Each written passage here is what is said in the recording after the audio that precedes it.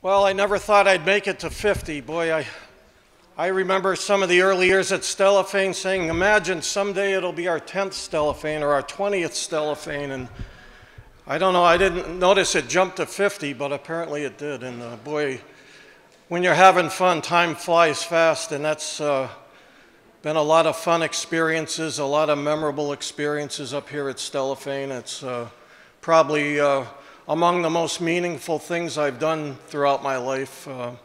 And I'm so happy I discovered Stellafane as a teenager and started coming. And one time up here and I was hooked.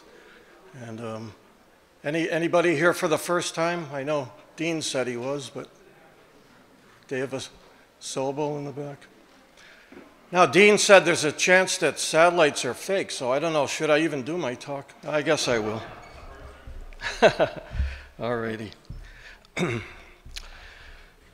Imagine for a moment that NASA and the federal government are desperately in need of some critically important intelligence that has national security ramifications.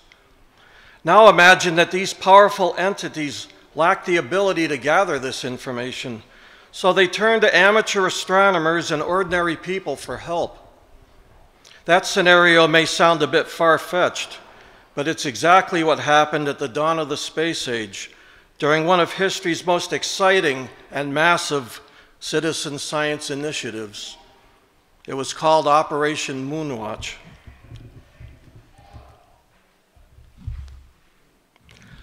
Operation Moonwatch grew out of an exciting period of global scientific cooperation called the International Geophysical Year. The IGY began on July 1st, 1957, ran for 18 months, and involved 67 countries.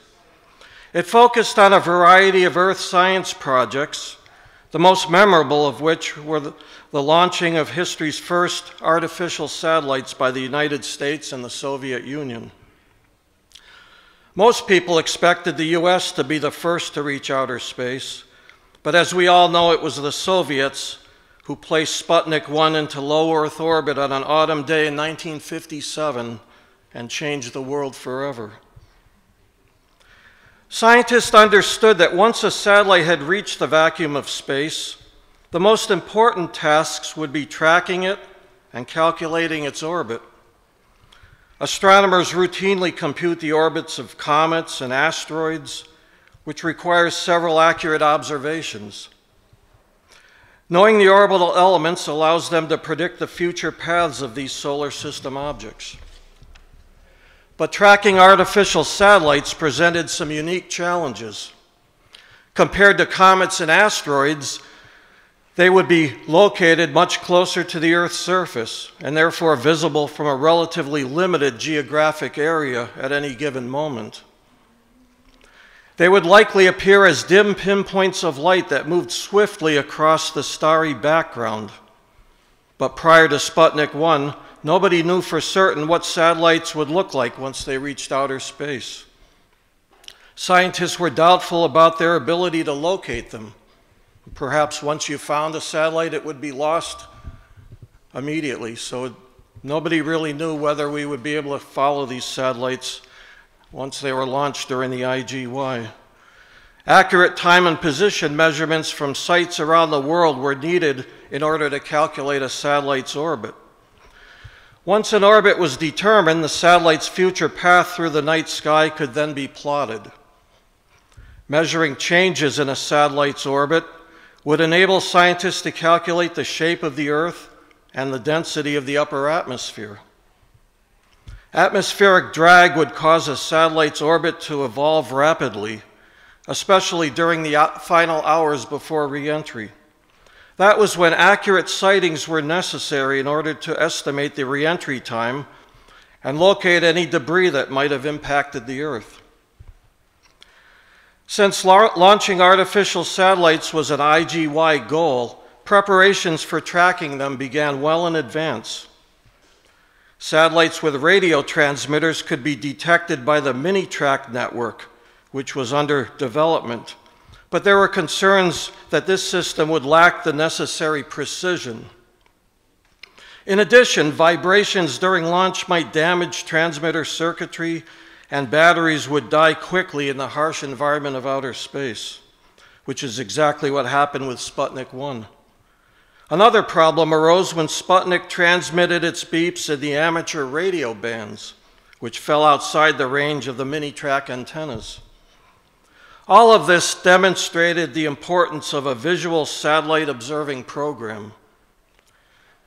Here in the United States, that task was assigned to the Smithsonian Astrophysical Observatory, which is located at Harvard University, not too far from here, and its director, Fred Whipple.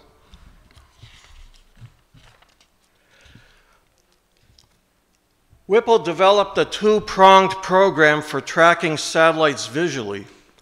One part consisted of a dozen sophisticated and professionally manned Baker-Nunn telescopic cameras that were strategically positioned around the world.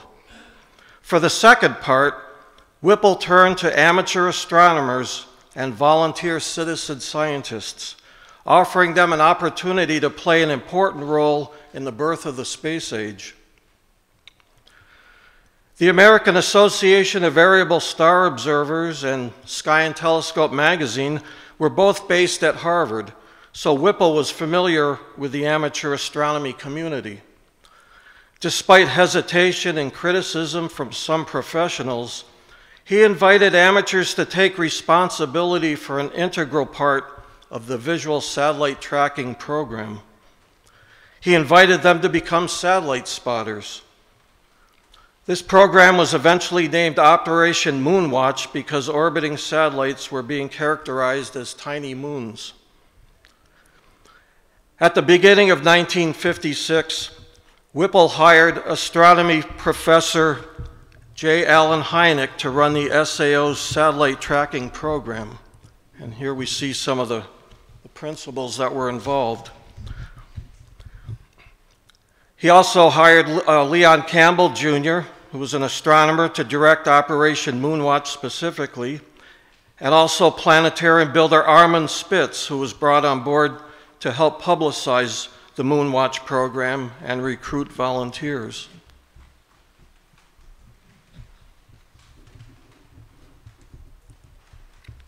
Operation Moonwatch was modeled after the Air Force's Ground Observer Corps, later renamed Operation Skywatch, which ran from 1950 to 1959.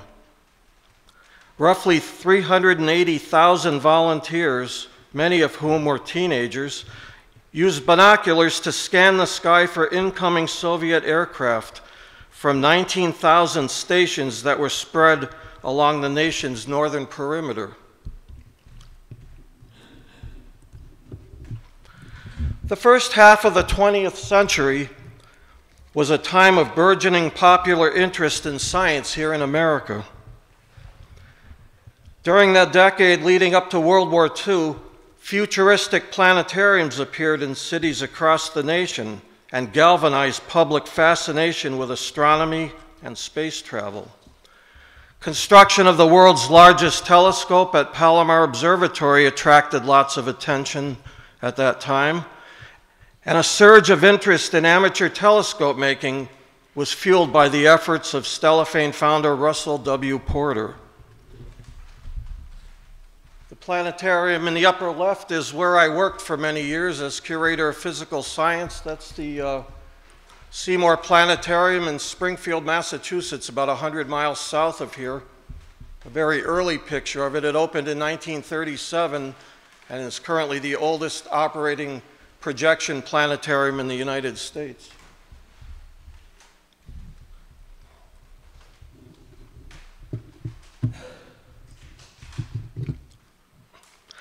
During and after the war, a New Jersey-based mail-order firm, the Edmonds Salvage Company, sold government surplus optics to hobbyists who were eager to adopt a hands-on approach to science and possibly even make meaningful contributions. That company's name was later changed to Edmonds Scientific. Another firm that catered to amateur astronomers was Yeager's Optical Corporation in New York. Meanwhile, the nation was being prepped for the birth of the space age in books and periodicals, including a popular series of articles in Collier's magazine, and they featured tantalizing depictions of space exploration by artist Chesley Bonestell. Even Walt Disney got in on the act by creating films about space travel. All across America, people's breathless anticipation of the coming age of space exploration was set against the backdrop of Cold War anxiety.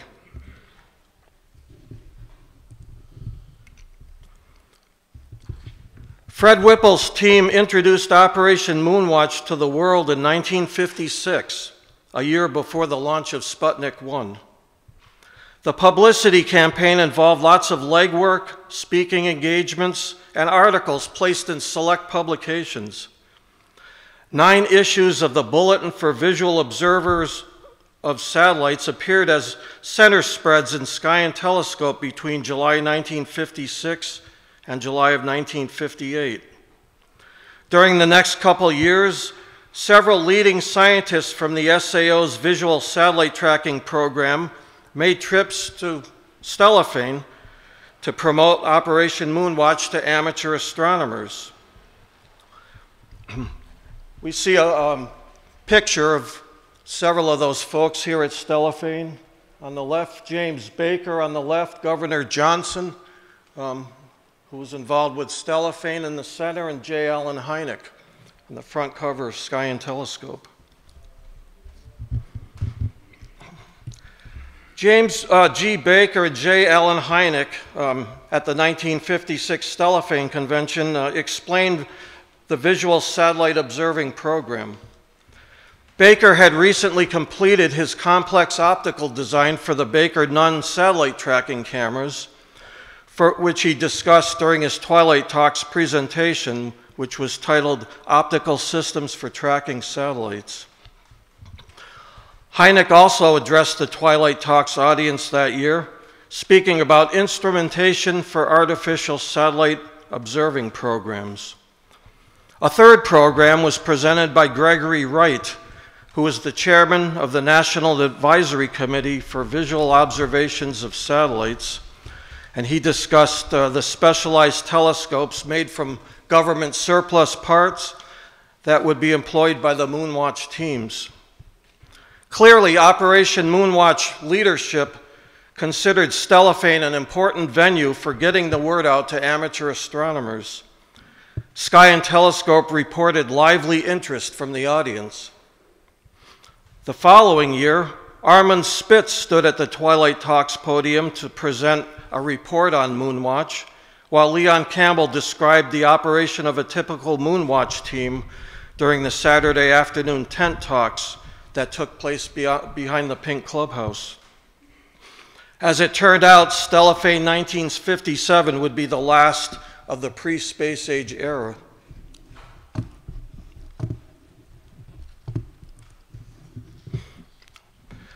Fred Whipple reached out to a general audience with an article about Operation Moonwatch that appeared in the September 1956 Saturday Review. The following March, an article in Natural History magazine encouraged amateur stargazers to build their own low-power Moonwatch telescopes. Meanwhile, companies like Edmonds Scientific were jumping on the bandwagon by marketing commercial satellite scopes. Americans young and old were swept up by the hype that accompanied the dawning of the space age and the surprising opportunity for ordinary people to participate in a meaningful way. By May of 1957, more than 60 Moonwatch teams had registered in the United States and were busy honing their skills by conducting practice runs.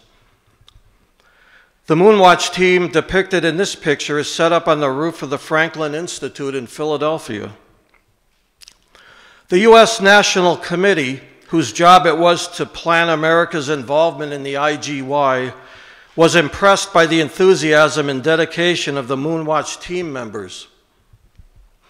The involvement of volunteer amateur scientists was seen as a great way to expand public interest in the International Geophysical Year and the committee looked for other similar opportunities. Now let's talk about how a typical Moonwatch team functioned. Each team consisted of a leader, an assistant leader, a timekeeper, and a recorder, as well as a group of satellite spotters armed with low-power wide-angle telescopes. The use of a shortwave radio and tape recorder was highly recommended. Observers sat at tables positioned along a north-south line, shown in the right picture here, right here. Along this line here would be north-south, with a pole topped by a crossbar in the middle. And you can see part of that pole right here. That would be a pole with a crossbar some feet in the air. Each team member was assigned a section of sky along the meridian, which is an imaginary line that passes from north to south through the zenith. The meridian is fixed relative to the Earth, so once the proper field of view was acquired, there was no need to move the telescope. Overlapping telescopic fields along the meridian created what was known as an optical fence. Theoretically, any satellite sweeping across the sky would be detected by one or two observers. To create an optical fence that accurately traced out a north-south line through the night sky, the observers aimed their telescopes at the intersection of the pole and the crossbar, as shown in the diagram. So we see the different observers right here, the different stations, and they're all aiming at the intersection, so they each see a slightly different portion of the sky, but they all overlap using that method. Those of us who enjoy watching the International Space Station know that the best viewing times are just after dark and just prior to dawn. That's when a satellite is illuminated by sunlight but can be seen against a dark background sky. The team leader made sure that the reel-to-reel tape recorder was operating and that the shortwave radio was tuned to WWV, which broadcasts highly accurate time signals. How many of you remember WWV? Anyone remember the number? 1-303-499-7111. Let's see if I can reach them after all these years. I don't know how good the reception is here. We'll see if it comes on or not. The goal of every Moonwatch team was not just to glimpse a satellite, but to match a precise celestial position with an exact time.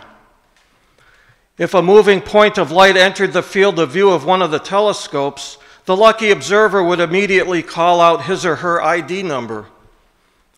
The observer would announce when the satellite reached the crossbar and then when it left the telescope's field. So they're looking at the intersection of that pole with the crossbar, and the crossbar is tracing out the meridian in the telescope's field. It would be like a vertical line going through the field so they could tell exactly, and apparently there's no reception here. But it still exists. You can hear the time signal, 1-303-499-7111. You hear a beep, and then it says at the tone it's X hours and minutes coordinated universal time. And that's what they had running in the background as the tape recorder was playing, recording. If a team didn't have a pole and crossbar, the observer had to quickly sketch the satellite's path through any background stars that were visible in the telescope. The observer's voice was recorded on tape together with the WWV time signal, which enabled the team leader to collect all that data and forward it by telephone or telegram to the SAO. The SAO notified team leaders when a satellite was launched or due to be visible in their area. And Moonwatch teams, as I mentioned, were especially busy immediately after the launch of a satellite to determine its orbit, as well as toward the end of a satellite's lifetime when it's about to decay and the orbit's changing rapidly. And of course, they were anxious to find any fragments that would hit the Earth. And that actually happened when Sputnik 4 made its fiery descent over the United States, Moonwatch teams provided vital information that led to the recovery of a 20-pound fragment of the Soviet satellite on a street in Manitowoc, Wisconsin, which we eventually gave back to the Soviets after making a few casts of it, which I believe still exist. As soon as SAO personnel received reports for a particular satellite from several of the Moonwatch teams, they entered that data into a computer that filled an entire room. For each sighting, the time of meridian crossing, the elevation above the horizon, and the precise location of the observer were needed in order to determine the satellite's orbit. Orbital information was then sent to the Baker-Nunn stations where more precise photographic documentation could be carried out. The 20-inch diameter f0.75 Schmidt optical system for the Baker-Nunn cameras was designed, as I mentioned, by James Baker, who used to come here to Stellafane. His other accomplishments included designing the U-2 spy plane camera, as well as the optics for the Polaroid SX70 folding camera. Anyone remember those? James Baker designed the optics for that system. He also wrote a book in 1945 that some of you may have called Telescopes and Accessories, one of the Harvard books on astronomy. The mechanical portion of these 3.5-ton satellite cameras was the work of Joseph Nunn, and it featured a multi-axis mount that permitted tracking of satellites across the sky. This is an interesting book that I found some years ago, which a whole book dedicated to the Baker-Nunn system and the development of those cameras, and I was lucky enough to get one not only autographed by the author, but Fred Whipple's copy.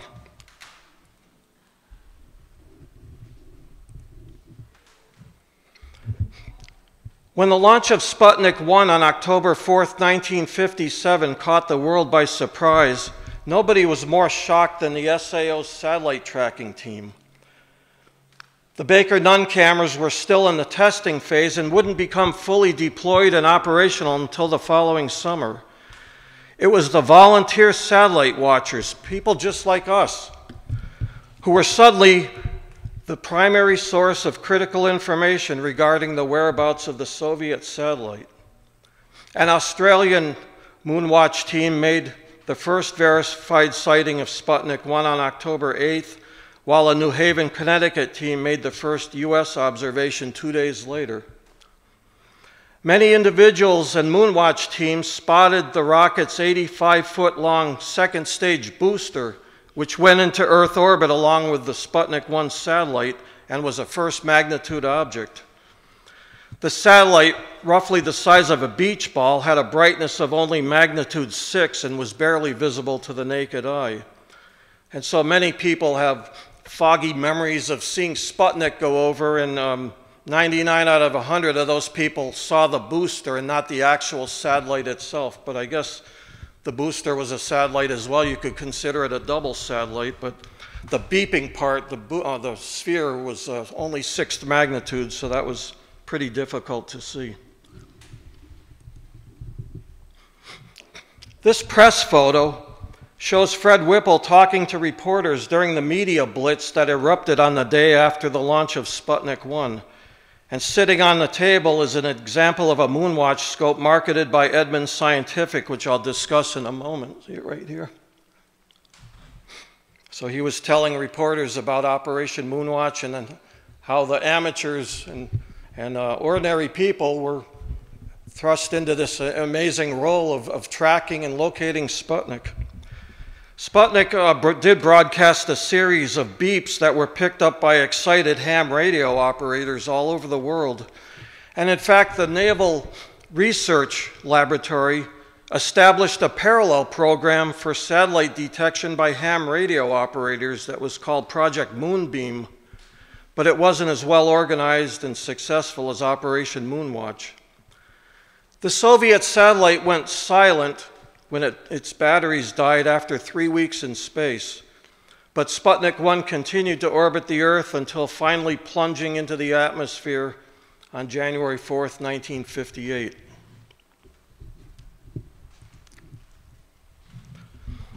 As you might expect, Sky and Telescope kept its readers well informed about Fred Whipple's visual satellite tracking program.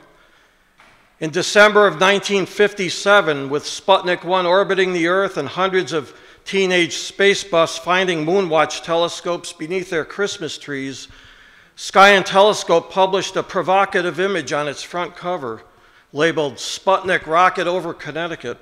And remember, people were paranoid because the Russians, the Soviets, were no longer on the far side of the world. They were overhead looking down at us. They had the high ground. Many people probably saw that picture and cringed. Sputnik Rocket over Connecticut. That's right here. It's hard to see it in the light here, but there's a streak there that shows Sputnik going over. And that amazing picture, which again shows Sputnik's booster, not the actual 6th magnitude satellite, was taken on high-speed film using a 3-inch f1.5 Perkin-Elmer aerial reconnaissance lens. And it was taken by telescope expert John Gregory, who was also an avid Stellafaner, and introduced the Maksutov up here at Stellafane.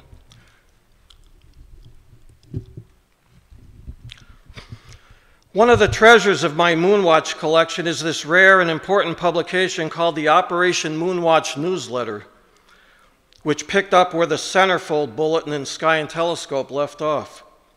Distributed to Moonwatch participants by the Smithsonian Astrophysical Observatory, this was where team leaders and members shared news and information and celebrated their accomplishments. Beginning with issue number 1, my run spans the years 1958 through 1964 and also includes 1967. And boy, I wish the seller didn't have those 2 issues in between. I said, please search for them, but they couldn't find them. But fortunately, the original owner, who was a Colorado physician named Philip W. Russell, who apparently was a Moonwatch team member or leader, had them professionally bound in hardcover, which is what preserved this amazing trove of historical information.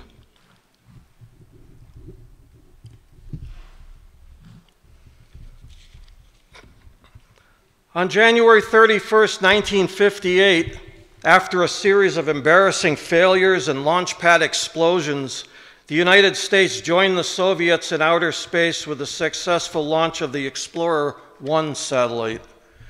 It was designated 1958 Alpha, the first satellite of the year, and carried several scientific instruments, including a cosmic ray counter that was used to discover the Van Allen radiation belts. The second issue of the Moonwatch newsletter featured various sightings of Explorer 1, including a report from Walter Scott Houston's Manhattan, Kansas Moonwatch team, which was among the first to spot America's first satellite.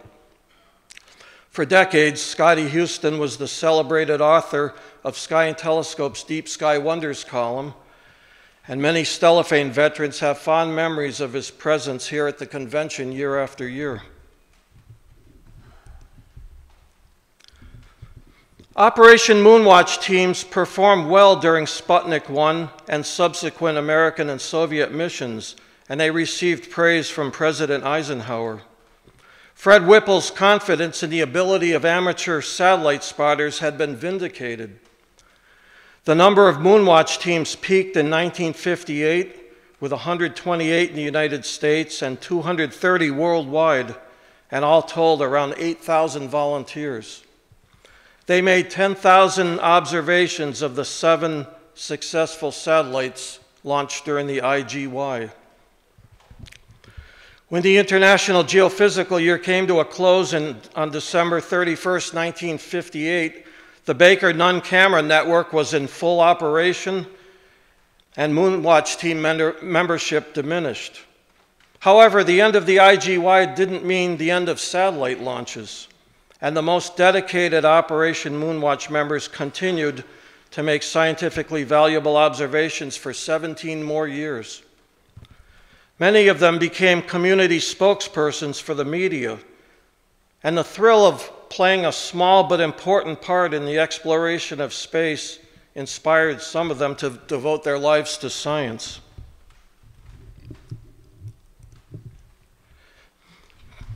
Before sharing with you some of my Moonwatch relics that I've collected over the years, I'd like to mention an exceptional book. Keep Watching the Skies by W. Patrick McCrae was published in 2008. At the time, I was vaguely familiar with Operation Moonwatch, but this book brought that exciting time back to life. And the combination of space exploration, history, and citizen science resonated with me in a big way. I may have been too young to participate in the early years of Operation Moonwatch, but McCrae's book inspired me to hunt for some artifacts from that amazing time. 9 years ago, after a lengthy negotiation, I purchased a group of Operation Moonwatch telescopes dating from the 1950s, together with a box of miscellaneous satellite telescope parts. And they came from a collection of a Philadelphia physicist named Roy Waxler, who had passed away the previous year. I was intrigued by the letters HJW that were emblazoned on the barrel of one of the telescopes. You see it in the lower right. Who was HJW? Well, research revealed that those initials belonged to a man who was not only built that particular telescope, but he also co-invented the design of the Moonwatch telescope, and his name was Hoy J. Walls. During the 1950s, Walls taught telescope making classes for the National Capital Astronomers Club in Washington, D.C. Anyone here from that club? That club's Moonwatch team was formed in 1956 by a man named Robert Deller, who, like Walls, was an electrical engineer working for the U.S. government. In the club's January 1957 newsletter, Deller wrote, "Operation Moonwatch is one of the most important scientific activities in which the amateur astronomers have ever participated." Walls and Deller collaborated with Gregory Wright, who I mentioned earlier had spoken here at Stellafane in 1956. And he was the chairman of Operation Moonwatch's National Advisory Committee. And he spoke about the development of the design of Moonwatch scopes that were used all over the world. Those scopes featured a mirror placed at a 45-degree angle, which allowed satellites to be viewed for long periods of time while you're sitting in a more ergonomically comfortable position during those long runs. The optical design included a 50-millimeter objective lens and a massive Urfel eyepiece that delivered a magnification of 5.5 and a 12.5-degree field of view. And on the bottom you see a cross-section. There's the 45-degree mirror. And if I can get, there we go. Here's another diagram that was in Popular Mechanics. And this gives a good view where the light would come in and come up through the scope like that. And you could adjust where the scope is positioned along the meridian by loosening these screws and moving the telescope up and down, and it would pivot around that axis right here. Kind of a cool design, and these massive eyepieces to give a nice wide, low-power field of view. And there were a lot of difficulties by these team. Cold weather, sitting outside for hours and hours, never seeing anything. But the excitement of the possibility is what kept people going. The possibility of witnessing one of those first those first satellites. One of the scopes that I got in that lot, here we go. One of them came without a mounting, so I decided to put it to good use as a finder scope.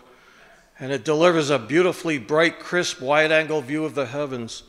And in fact, many of the commercial Moonwatch scopes, part of the the sales pitch was, you know, when Moonwatch is over or whatever, you can use it as a finder scope.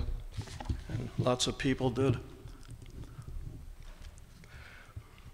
And so public interest, as I've already alluded to, it led to the marketing of commercial Moonwatch scopes for those who didn't have the ability or the desire to build one for themselves. And these fascinating relics occasionally appear on eBay. This example from my collection was manufactured by a company called Micronton in Japan, where satellite spotting was very popular. Here's a close-up view of the one that was in the Fred Whipple picture during the media blitz. This is Edmonds Scientific EdScorp scope, and they marketed this version, which was similar to Micronton's but with a metal base, and was actually quite expensive. As you can see, if you can read the ad, it sold for $49.50, which may not seem like a huge amount today, but adjusted for inflation, that would be $500 in today's money. The Micronton Edmonds instruments were modeled after the Walls Stellar Wright Moonwatch scope that I showed at the beginning. And other companies like Unitron developed their own designs that deviated from this version. Swift's Technar satellite telescope came in two sizes and was well built. It's an attractive telescope. It looks great on my bookcase. And it's a rare find. They're not too common, especially with the box and the original instructions and everything. But the one drawback is a 30mm objective lens, which was much too small for effective satellite spotting. Clearly, Technar's goal was to capitalize on the hype surrounding the first satellites, just like some of the Halley Comet scopes. Tasco entered the market with a 7-power 40mm Moonwatch scope, and again, it's well made, but like the Technar, it has a small aperture, narrow field of view that made it impractical for actual use by a Moonwatch team. More for people that like the idea of having a Moonwatch telescope than actually want to get out under the stars and use one. While the Technar and Tasco scopes are important artifacts of that era, when I compared them side by side with one of the beautiful scopes built by Hoy Walls or manufactured by Edmonds, the difference was profound. The little ones have little tiny narrow fields of view, which to find satellites, you need a nice, bright, wide field. That explains why in all the dozens of pictures I've seen of Moonwatch teams in action, I've never seen one team using those little scopes, the ones smaller than 50mm, like this. If you visit the Hartness House in downtown Springfield, Vermont, you can see this fine example of a Moonwatch scope dating from the 1950s, which is on display. Saw it there yesterday. It was used by satellite spotters from the Amateur Astronomers Association of New York City. Anyone here from that club? I think Bart Fried is here, but he's from that club, but I don't see anyone in the audience right now. But they viewed from the roof of the RCA building. Imagine the light pollution. But during the early years of Operation Moonwatch, it was all hands on deck, and perfect sky conditions were not a requirement. So even from New York City. Now, of course, as more and more satellites were launched, and we saw what they were going to look like in orbit, many of them were very dim, and so there was a need for the ability to detect fainter satellites. And so a Moonwatch instrument with more light gathering power was needed. The Naval Research Lab and the Naval Gun Factory joined forces to address that demand by creating an instrument known as the Apogee Telescope. Anyone have one of those? They're few and far between. It featured a 5-inch objective lens and a magnification of 20 power. It had 6 times the light gathering power of the instrument developed by Walls, Deller, and Wright. So you're jumping from a 2-inch to a 5-inch objective. The trouble was it had a relatively small 2.4-degree field of view, and so only the most experienced Moonwatch teams and in strategic locations got those more expensive large instruments sent to them. And the cool thing is that the teams that got those scopes, they were allowed to keep them afterwards when Moonwatch ended. So that was kind of a nice reward.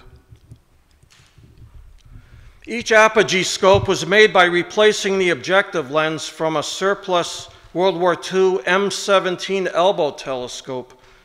I believe they were used on howitzer cannons and different guns during World War II. And I know when I first started coming here in the 70s and 80s, you used to see them at the swap table all the time, the satellite scopes with the rotating filter wheels inside. They have pretty good optics. They make good finder scopes as well. And some of those were used by Moonwatch teams because they were very similar to the official Moonwatch scopes. And so the objective from those elbow scopes was removed, and a long tapered tube containing a 5-inch objective was replaced it. In his Sky and Telescope column, Scotty Houston included observations of deep sky objects that he made using his Apogee telescope. I acquired this particular one in a rather interesting way. Back in 2018, I was at the Hartness House workshop, which happened yesterday. Great workshop, and while I was sitting there watching the talks, somebody projected on the screen a picture of an Apogee telescope from Operation Moonwatch, and it reminded me that it had been a long time since I searched eBay for one of those coveted prizes, and so during the next coffee break, I quickly logged on to eBay using my phone, and within minutes I found one. I've been searching for years. And within minutes during a coffee break at the Hartness House, there's an Apogee scope. I don't know what I searched on, but I found one, and the person didn't mention Moonwatch, so apparently they didn't realize it was connected to Operation Moonwatch, and which would have jacked the price way up. But using the direct purchase option, I snapped it up before the start of the next lecture and even had time to grab a cup of coffee. Thanks to a post by John Briggs on the Cloudy Nights website, I learned that commercial versions of the Apogee telescope with apertures of 4 and 5 inches were marketed by a gentleman named Charles Rydell, who was the chief instrument maker at Yerkes Observatory. And I guess he got paid a pittance, and so he supplemented it by making telescopes and marketing them, including an Apogee scope. Here's one last item that I'll show you from my collection. If you like planispheres, this is similar. It's a satellite pathfinder that has a rotating cardboard and acetate disc that was used to plot the paths of the first artificial satellites. And get this, using orbital information gleaned from the newspaper. Imagine going in the newspaper and finding information about where satellites are going to be flying over. I mean, our local weather guy talks about the ISS, but I mean, you're talking about dim satellites. This clever device was designed by Kenneth Franklin and appeared in 1957. And he was a staff member at New York City's American Museum of Natural History, where he was a popular lecturer, chief scientist, and manager of the Hayden Planetarium. Phil, had you ever met him there? You did? Yeah. Yeah, Phil Harrington worked at the Hayden and knew Kenneth Franklin. So this was one of his inventions. I don't know if he got wealthy, but I'm sure it was pretty popular in the museum gift shop there. On July 12, 1963, President Kennedy presented Fred Whipple with the President's Award for Distinguished Public Service, the highest honor that a civilian employee of the federal government can receive. The award recognized Dr. Whipple's role in designing and managing the worldwide optical satellite tracking network. When the remnants of Operation Moonwatch finally shut down on June 30th, 1975, its members had made 400,000 valuable observations. Operation Moonwatch may no longer exist, but there are many highly skilled amateur satellite watchers all over the world. And I've sort of dabbled in that a bit, and I'm going to speed up because I see that time is getting short. Let's see, 3:54.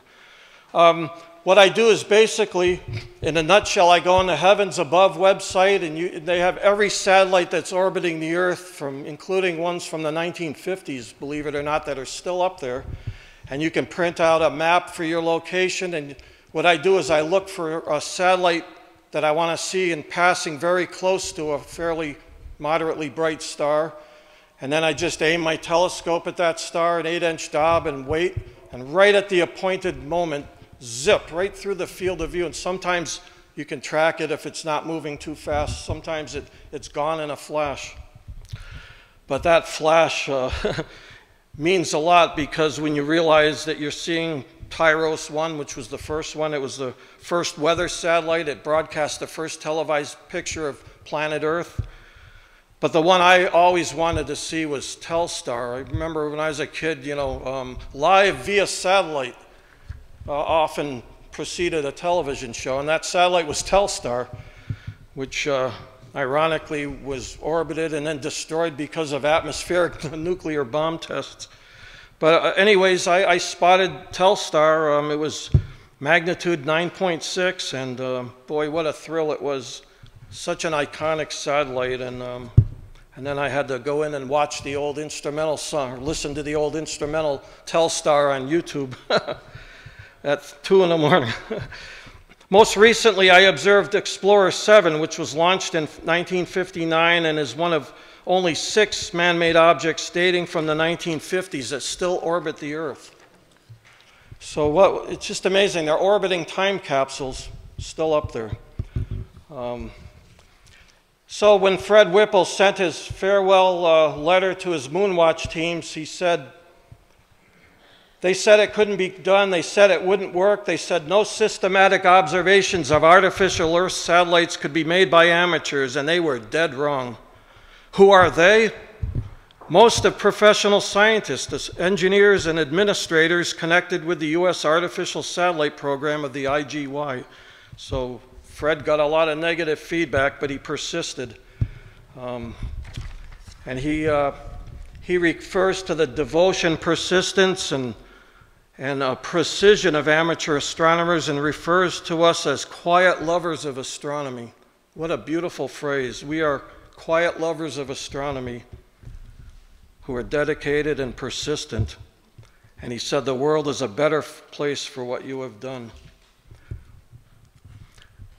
And so the intersection of politics and technology that began with Sputnik 1 and culminated a dozen years later with Neil Armstrong's historic step onto the lunar surface was a unique time in history, never to be repeated. Many of us who grew up during the 50s and 60s were profoundly influenced by Operation Moonwatch and the dawn of the space age. I know I was. And I'll forever be thankful that I was alive during those unforgettable years. Anybody here a former Moonwatch team member? Yes. You were in the first team at Harvard?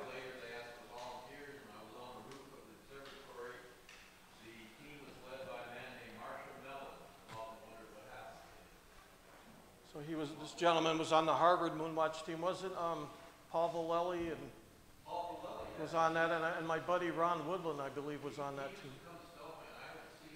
Yep. I don't think Paul's here this year, but yeah, he usually does. He usually comes to Stellafane. But yes. Anybody else from a Moonwatch team?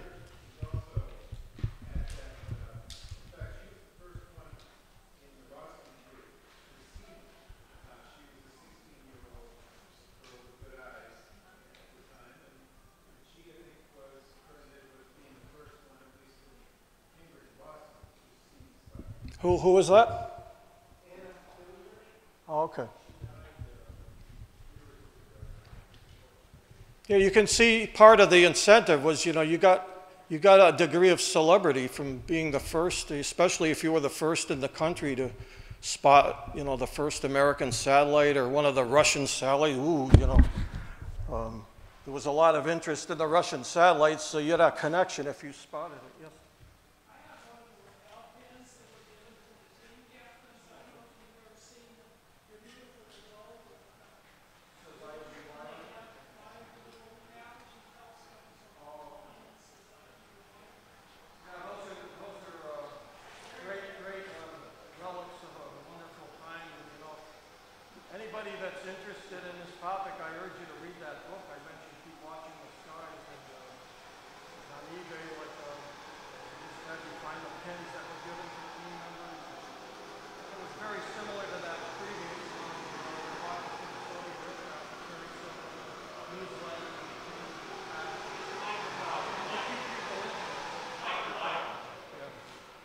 to keep people interested, you know, there were little incentives like pins and rewards and getting your name in the Operation Moonwatch newsletter. And what an exciting time.